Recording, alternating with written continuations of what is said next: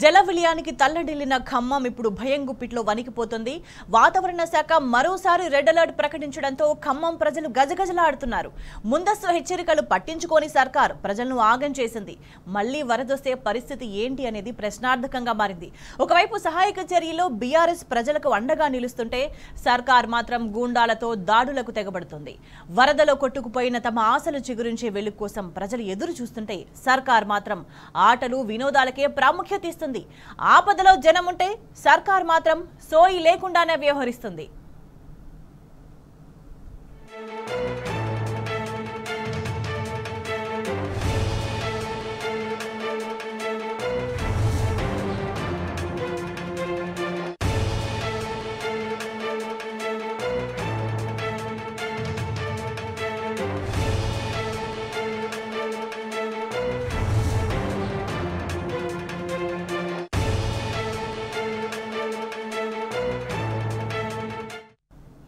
జల విలయానికి తల్లడిల్లిన ఖమ్మం ఇంకా కోలుకోనేలేదు.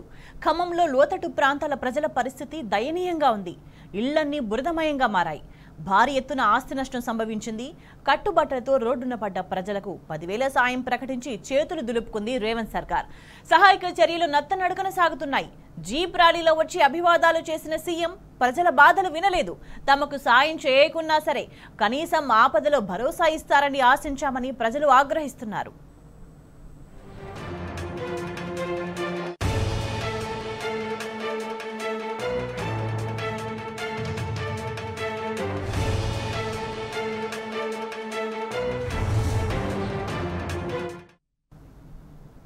అయితే వరద బీభత్సానికి వణికిపోయిన ఖమ్మానికి వాతావరణ శాఖ మరోసారి రెడ్ అలర్ట్ జారీ చేసింది. రాష్ట్రంలో 11 జిల్లాల్లో భారీ వర్షాలు కురుస్తాయని హెచ్చరించింది. ఇవాళ్టి నుంచి ఈ నెల 9 వరకు ఖమ్మం, విజయవాడ ప్రాంతాల్లో భారీ వర్షాలు కురిసే ప్రమాదం ఉందని చెప్పింది. ప్రజలంతా అప్రమత్తమై సురక్షిత ప్రాంతాల్లో ఉండాలని కోరింది.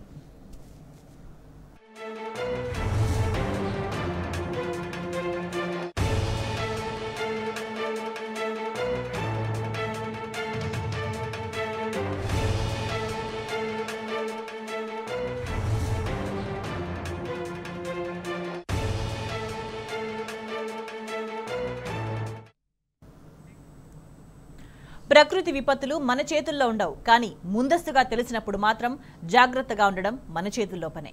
ముఖ్యంగా విపత్తులపై సమాచారం తెలిసినప్పుడు ప్రభుత్వాలు అత్యంత బాధ్యతగా వ్యవహరించాలి. ఏ మాత్రం నిర్లక్ష్యంగా ఉన్నా భారీ మూల్యం తప్పదు. తెలంగాణలో ఇప్పుడు అదే జరిగింది.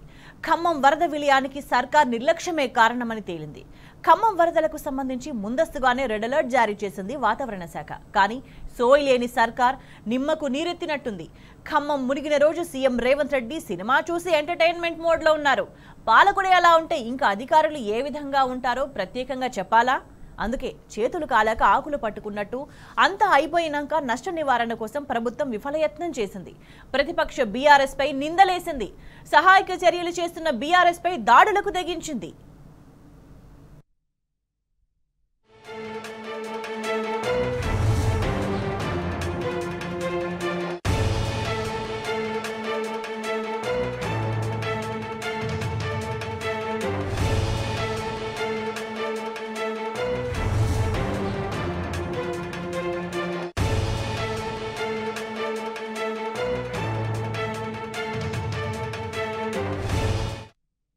మనం ఊహించినట్టు విధంగానే ఖమ్మం, భద్రాద్రి, ఖమ్మం, అలాగే నల్గొండ, సూర్యాపేటలో భారీ నుంచి అతి భారీ వర్షపాతం రెడ్ అలర్ట్ కూడా మనం ఇచ్చాము. రెడ్ అలర్ట్ ఏదైతే ఇస్తామో అంటే దాదాపుగా 20 సెంటీమీటర్ల అంటే అధికంగా వర్షపాతం నమోదే అవకాశం ఉన్నప్పుడు మేము ఖచ్చితంగా రెడ్ అలర్ట్ ఇస్తాం. ఎందుకంటే 20 దాటింది అంటే మనకి కుండపోత వర్షపాతం నమోదవుతూనే అవకాశం ఉంటుంది. దానివల్ల ఆల్రెడీ ముందుగానే 1-2 సార్లు వర్షపాతం నమోదైంది అని అంటే ఆ చిన్న వర్షం కూడా ఈ భారీ వర్షంతో కలిసి మరింతగా అంటే ముంపు కానీ లేదంటే వరద నీరు చేరుకోవడం కానీ అక్కడ పరిస్థితుల్ని మార్చే విధంగా ఉంటుంది. కాబట్టి రెడ్ అలర్ట్ దాదాపుగా 2 రోజులు కూడా ఇవ్వడం జరిగింది. 31వ తేదీని కూడా మనం కంప్లీట్గా రెడ్ అలర్ట్ ఇవ్వడం అయితే జరిగింది.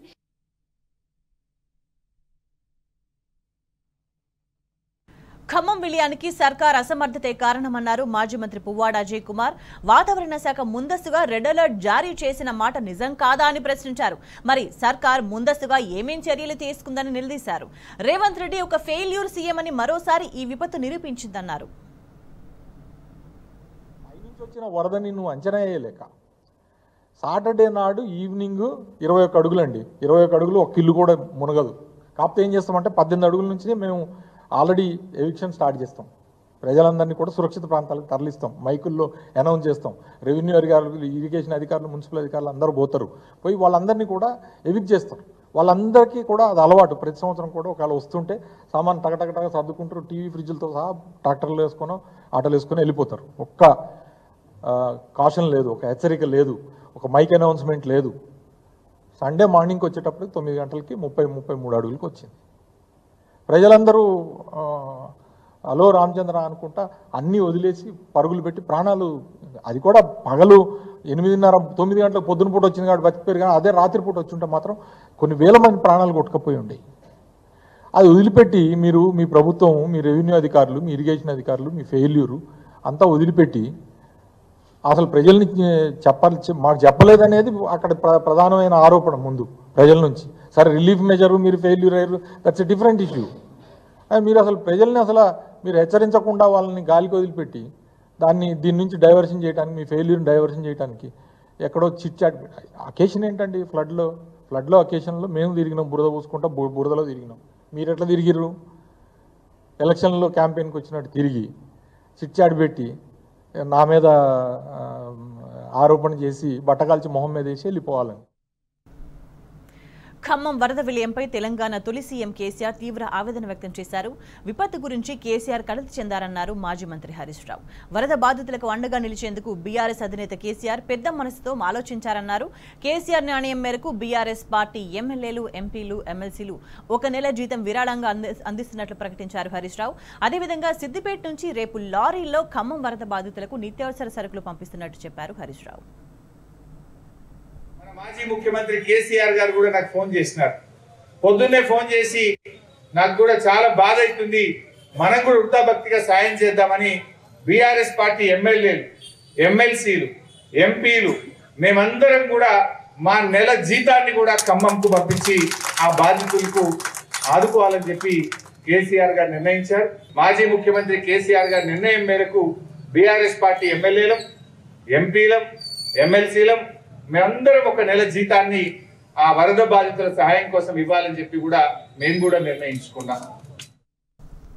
అధికారంలో ఉన్నా ప్రతిపక్షంలో ఉన్నా జనహితమే తమ మతమని బీఆర్ఎస్ చాటి చెప్తుంది. ఒకవైపు కాంగ్రెస్ గూండా రాజకీయం చేస్తున్నా ప్రజల విషయంలో తగ్గేదేలే అంటుంది. జల విలయం ఖమ్మంను ముంచెత్తితే గులాబీ దండు భరోసాగా నిలుస్తుంది. వరద ప్రభావిత ప్రాంతాల్లో బీఆర్ఎస్ నేతలు విస్తృతంగా పర్యటిస్తున్నారు, ప్రజల బాధలు పంచుకుంటున్నారు. బీఆర్ఎస్ అధినేత కేసీఆర్ నిర్ణయంతో పార్టీ ఎమ్మెల్యేలు, ఎంపీలు, ఎమ్మెల్సీలు 1 నెల జీతాన్ని విరాళంగా అందించారు.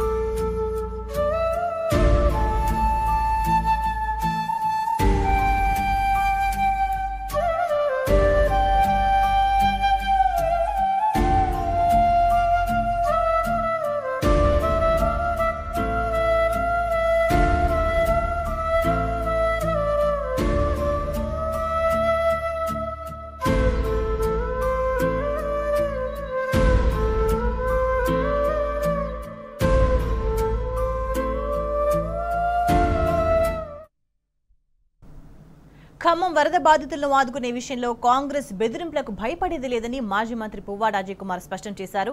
సర్కారు వైఫల్యం బట్టబయలు కావడంతో సహించలేక దాడులకు దిగుతున్నారని ఆయన ఆగ్రహం వ్యక్తం చేశారు. విపత్తు సమయంలో వ్యవహరించే పద్ధతి ఇదేనా అని ప్రశ్నించారు. తెలంగాణ కోసం తెగించి కొట్లాడిన బీఆర్ఎస్ పార్టీ ఇటువంటి దాడులకు భయపడుతుందా అని ప్రశ్నించారు. సర్కారుకు చెడుకాలం దాపురించిందని పువ్వాడ హెచ్చరించారు. ఖమ్మంలో తిరగకుండా, ప్రజల్లో తిరగకుండా మా మీద రాళ్ల దాళ్ళు, కర్రల దాళ్ళు, రాడ్లు పెట్టి రాడ్ల దాళ్ళు లేకపోతే రౌడీ షీటర్లతోని దాళ్ళు చేయించాలని అంటే అవుతుందా? చూస్తా ఊరుకుంటామా? ఉద్యమ సమయంలో ఉద్యమించిన పార్టీ ప్రజాప్రతినిధులు వాళ్ళందరూ జగదీష్ రెడ్డి గారు కానీ, లేకపోతే హరీష్ రావు గారు కానీ, లేకపోతే ఇతరత్ర ప్రజాప్రతినిధులు కానీ, వాళ్ళ మీద మీరు భౌతిక దాడులు చేయాలా? నా మీద భౌతికంగా సరే నన్ను అంతమంది ఇస్తారా అనుకుందాం. దాంతో ఖమ్మం ప్రజల యొక్క సమస్య తీరుతుందా? ఇప్పుడు నువ్వు నన్ను చంపాలని చెప్పి ప్రయత్నం చేస్తావు. దాంతో ఖమ్మం ప్రజల వరద బాధితుల ప్రజల బాధ తీరుతుందా? మీరు ఏం రేవంత్ సర్కార్పై ఖమ్మం ప్రజలు తిరగబడుతున్నారు. ముంపు ప్రాంతాల ప్రజలు సీఎం పర్యటనపై తీవ్ర ఆగ్రహం వ్యక్తం చేస్తున్నారు. ఏదో ప్రచారానికి వచ్చినట్టు వచ్చి ఊరేగిపోయారని మండిపడుతున్నారు. కనీసం కాంగ్రెస్ కార్పొరేటర్లు కూడా ముంపు ప్రాంతాల్లో పర్యటించలేదని బాధితులు రగిలిపోతున్నారు. ప్రజాపాలన అంటే ఇదేనా? ఈ వరదలతో సర్కార్ అసలు రంగు బయటపడిందని చెప్తున్నారు. మన ఓట్లు ఎట్లా ఉన్నా కావాలి, ఊళ్ళో ఉన్నా కావాలి, బజార్లో ఓటు కావాలి. ఇట్లా మునిగింది అనుకో ఇక లేదు, ఓటేసినా ఇక లేదు. నువ్వెవడో నేనెవడో ఇక కట్టలు సంపాదు చిక్కిపోయిన మనుషులను కూడా కావాలి. ఈ బజార్ ఏంది మేమేందండి?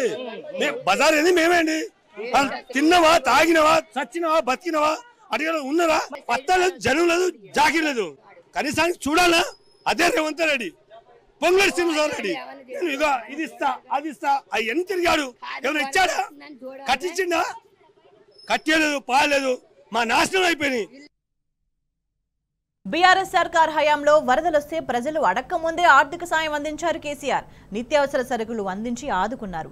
బాధితుల పక్షాన మానవతా దృక్పథంతో ఆలోచించి ఉదారంగా వ్యవహరించారు. అయితే అటువంటి కేసీఆర్ను కాదనుకొని తప్పు చేశామని ఖమ్మం వరద బాధితులు ఇప్పుడు వాపోతున్నారు. ఇప్పటి వరకు కాంగ్రెస్ ప్రభుత్వం ప్రకటించిన సాయం మా చేతికి అందలేదని చెప్తున్నారు. ఏదో రత్నమేదో ఇప్పుడు తెలిసొచ్చిందని అంటున్నారు. చెప్తున్నానండి, ఎన్నికలకు ముందు కూడా నేను చాలా సందర్భాలు మా వాళ్ళకి చెప్పాను. నిజం కూడా మనం ఒకసారి ఓడిపోతే మంచిదా బీఆర్ఎస్, అప్పుడు తేడా తెలుస్తుంది. మళ్ళీ ఇమీడియట్ గా బీఆర్ఎస్ గవర్నమెంట్ వస్తుంది. నెక్స్ట్ టర్మ్ లో వస్తే మనం 20 ఏళ్ళు మంచిగా నిశ్చింతగా ఉంటాం, కదలకుండా. అంత బాగుంటుంది. ఎందుకంటే ప్రజలకు తెలుస్తుంది కాబట్టి, మన వాల్యూ తెలుస్తుంది కాబట్టి.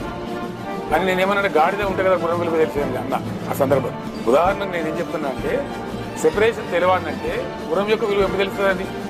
డెవలప్ అంతా మీద ఇప్పుడు తెలుస్తుంది ప్రజలకు. కాబట్టి మనం 20 ఏళ్ళు ఉంటాం. తర్వాత వస్తే ఒకసారి బీఆర్ఎస్ వస్తే మళ్ళీ 20 ఏళ్ళు ఉంటుంది. ఏం బాధ లేదు. ఆయన అందరూ ఓట్లు వేస్తే గెలిచి నువ్వు గత మీద కూర్చున్నావు. ఆయన పోయిన సంవత్సరం వేరు వస్తే ఇంటికి 10,000 ఇచ్చిండు. ఆయన తిని విశ్వాసం తప్పినాం కుక్కలం మేము. ఆయనని గెలిపియలేదు తిని కూడా. అయినా కూడా ఆయనది మర్చిపోయి నిన్న వచ్చి ఇంటికి 10,000 ఇస్తా. ఇప్పుడు పంచుతూరు అటు పెట్టుకోండి, మీరు కెమెరా అటు పెట్టండి, కెమెరా పెట్టండి. పార్టీలు కాదండి, మేము చెప్తున్నాం కదా. ఇవాళ బియ్యము, సరుకులు, కూరగాయలు ఆయనే పంపించిండు. ఇంటికి 10,000 మేము ఆయన తిని ఆయన కోట వేయకుండా ఆయన పంపించిండు. మేము నువ్వు నీ డబ్బు నువ్వు ఆయన కంటే తక్కువే ఇచ్చినావు. అయినా నీ కోట వేసినావు, మాకు సిగ్గు లేదు కాబట్టి. అయినా నువ్వు గెలిచినావు, పండుకున్నావు. ఏంది మా పరిస్థితి? వానకు మంచిగా ఎత్తగా నిద్ర వస్తుంది, మంచిగా పడుకు. మనం డిలక్స్ రూమ్ ఉంది, నైట్ బండ్లు పెట్టారు. పోయిన సంవత్సరం వేరు వచ్చినప్పుడు నైట్లు డీసీఎంలు పెట్టారు, బండ్లు పెట్టారు. ప్రతి ఒక్కరు వచ్చారు. మా కార్పొరేటర్ కొడుకులు ఇద్దరు మడుగులో ఇక్కడ వరకు నీళ్ళు వస్తుంటే తాళ్ళు పెట్టి జనాన్ని కాపాడారు. పాపం ఈ సంవత్సరం కూడా వాళ్ళు కాపాడాలనిలే. బియ్యం ఇచ్చిర్రు, 10,000 పరుపులు, చాయ్ గిన్నెలు, ప్లేట్లు, గ్లాసులు, చెమ్ములు పంచిండు ఆయన పోయిన సంవత్సరం. నువ్వు పంచుతావేమో, ఎప్పుడు పంచుతావు? అసలు నువ్వు వచ్చి చూస్తే. సో మొత్తంగా ఇది రాష్ట్రంలో పరిపాలన పరిస్థితి, ప్రజల దుస్థితి. మరి దీనికి సంబంధించి మనకి పూర్తి సమాచారం అందించడానికి మా ప్రతినిధులు వంశీ హైదరాబాద్ నుంచి అందుబాటులో ఉన్నారు. అదేవిధంగా ఖమ్మం నుంచి సాంబా అందుబాటులో ఉన్నారు. రవికాంత్ వరంగల్ నుంచి అందుబాటులో ఉన్నారు. నిజంగా రాష్ట్రంలో ఏం జరుగుతుంది, వరద నుంచి ఇంకా ఖమ్మం కోలుకోలేని స్థితిలో అక్కడ ప్రజలు ఎట్లా ఉన్నారు, వాళ్ళ జీవితం ఎట్లా సాగుతుంది, ఇవాల్టికి మరి మరో విపత్తు రాబోతుంది అన్న నేపథ్యంలో మరి ప్రభుత్వం ఏం చేస్తుంది? ఇప్పటికే ఆల్రెడీ ఒక ఫెయిల్యూర్ గా కనిపిస్తుంది ప్రభుత్వం. మరి ఎటువంటి చర్యలు తీసుకుంటుంది? మనం పూర్తి సమాచారం